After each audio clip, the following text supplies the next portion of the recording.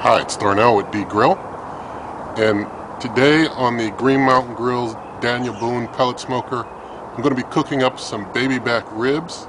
And so I just want to show you inside before I start things up and get the ribs in. So for you who saw my earlier video, I got the thermal blanket put in, and since that time I have secured the handles in. I know some of you told me that you keep yours on all year round, so I'm going to try that. I've got it all secured in, got it put in on the sides correctly and all, and I'm just going to keep it on.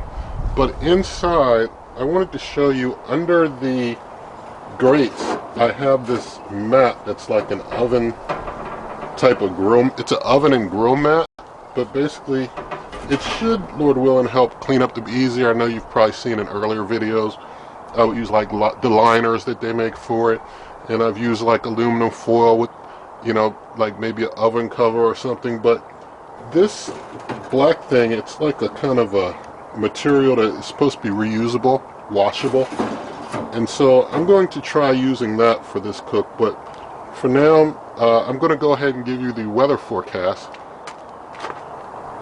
And so before doing the weather, I do want to thank God that we are able to do this cook, because it was raining earlier, but it's not now. So there's not supposed to be, I'm hoping, no more rain coming the rest of today. But the current temperature is 49 degrees, real feel is 51 degrees Fahrenheit, and the wind is at just 5 miles an hour.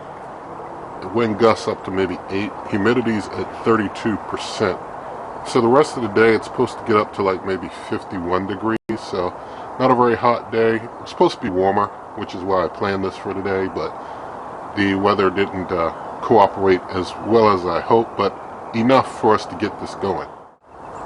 And so now I'm in the Green Mountain Grill's app. I'm going to go ahead and start to grill up. I have a profile set up for this called baby back ribs.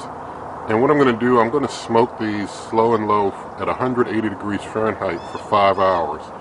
And then go up to 225 for 1 hour. So about 6 hours total cook time. And I'm going to just go ahead and start the profile. And, oh, I need to start the grill first. So I forgot to start the grill. So let's go over and start the grill here. If I can get over there. So now we're going to turn the grill on. And now that the grill is actually on, we're going to, you know, as it's starting up, go ahead and see if it'll finish its startup sequence. And while it's doing that, we'll go ahead and start the profile.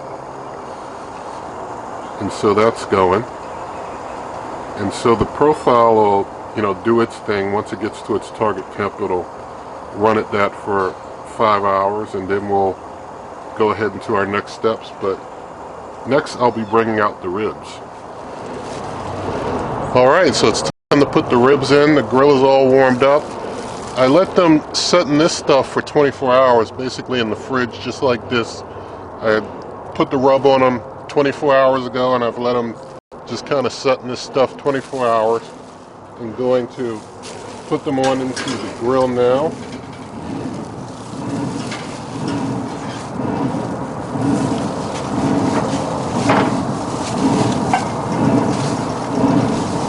Alright, so they're all in. Just let them go ahead and just kind of set it and forget it. You know, the profile will run for 5 hours of smoking them at 180, and then go up to 225 and do 225 for an hour. I will come back and spritz them with some apple juice when it's time for the temperature to go up to 225. I'm using the Green Mountain Grill's premium fruit wood pellets just because I'm trying to exhaust the supply of those that I have, so I'm using those in this cook. And basically going to just let this run, and I'll bring you on back later. So these ribs have been smoking for 5 hours at 180 degrees Fahrenheit, and temps get ready to go up to 225, and before that happens I want to hit them with some apple juice. And so just going to open things up. You can see how they look. Going to hit them with the apple juice here.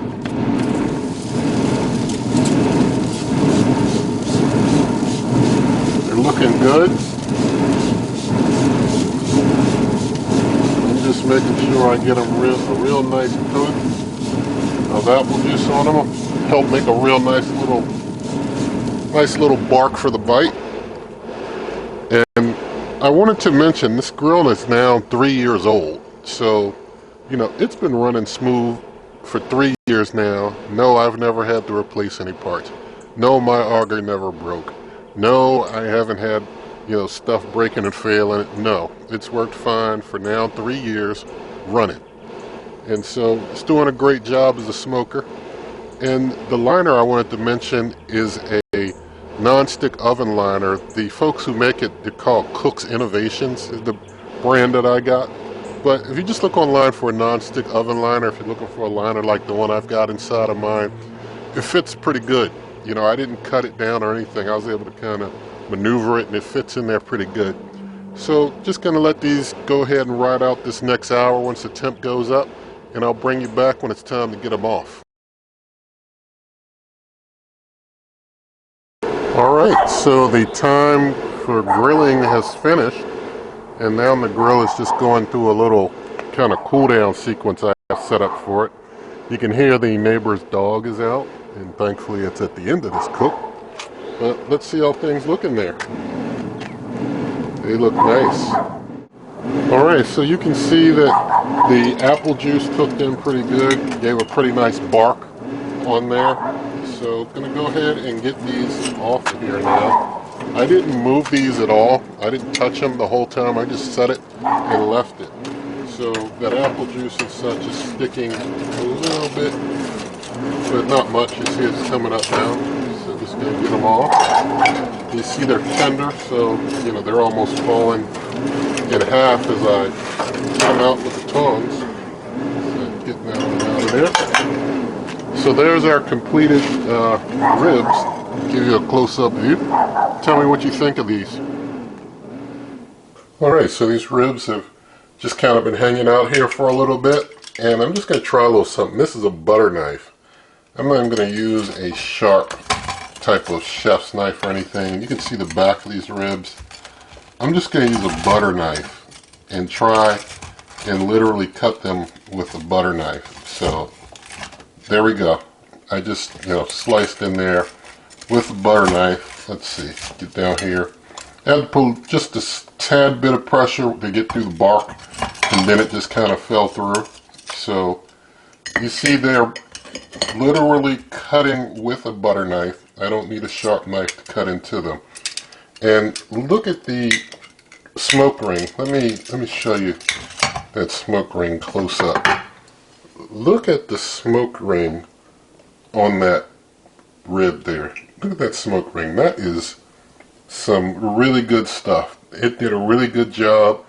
Good smoke penetration for sure. So let's go ahead and have a quick taste test. So there we have the nicely smoked ribs. I just want to take this piece here that I saw with a nice smoke ring on it. I'm just going to taste this. It's real good and tender. I'm just going to break this rib apart and just bite into, just breaking it apart and just going to bite into some of this meat here.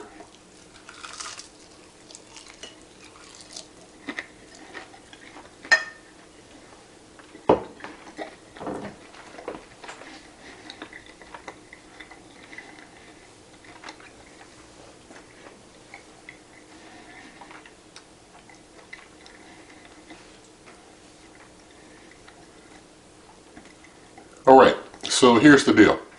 There's a real nice bark on the outside. The inside is super moist and juicy. So there's a nice bark exterior, and so inside is super juicy. So it's a nice contrast of the bark outside and the inside is juicy. So I think these turned out pretty well. Definitely, I mean, no doubt you taste the smoke. I mean, that's a given. So turned out pretty good. I mean, the fruit wood blend, smoking them this long, it turns out good and you can taste it real good. With that fruit wood blend, if you cook with that without, you know, a shorter period of time, because that's a weaker wood blend, it's not going to penetrate as much flavor. But if you cook with that, I'm seeing from this, for a long time, then yeah, it penetrates real good and it gives a nice smoke flavor You know, usually I would use something like, if I was just using, and I wasn't trying to just exhaust those fruit wood pellets, I probably would use like premium gold or something a little stronger. But fruit wood can smoke the ribs good if you're going to smoke them for a long time. Turns out nice. So I definitely like that. I wanted to do those for that long just because I like to smoke things for a long time like that. That's how I like to do it. You know, you don't have to if you don't want to. It's all up to you. There is no right or wrong way, and don't believe anybody who tells you otherwise. I say there isn't. You do what you want to do and what you like, and I do the same. And so, in the video description, there are lots of ways to help this channel. Also, there'll be a link to a printable version of this recipe. And if you did like this video, please do give it a thumbs up. Share the video with a friend. Leave your comments. You can also find me on dgrillsmoke.com. That's my blog, dgrillsmoke.com. And also hit that notification icon, and if I didn't say it already, share the video, and good eating.